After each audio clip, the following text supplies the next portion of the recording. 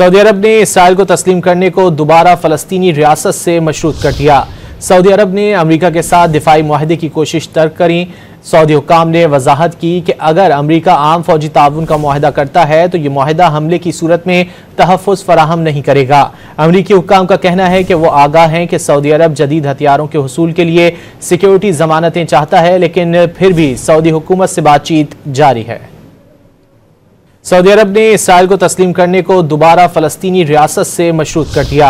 Saudi अरब ने America के साथ दिफाई मुआहदे की कोशिश तर्क करी। सऊदी हुक्काम ने वजाहत की कि अगर अमेरिका आम फौजी ताउन का मुआहदा करता है तो ये मुआहदा हमले की सूरत में तहफ़्फ़ुज़ फराहम नहीं करेगा।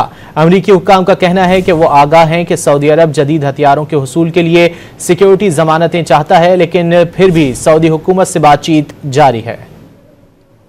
सऊदी अरब ने इसराइल को तस्लीम करने को दोबारा फ़लस्तीनी रियासत से मशरूत कर दिया।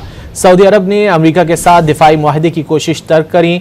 सऊदी हुक्काम ने वजाहत की कि अगर अमेरिका आम फौजी ताउन का मुआहदा करता है तो ये मुआहदा हमले की सूरत में तहफ़्फ़ुज़ फराहम नहीं करेगा।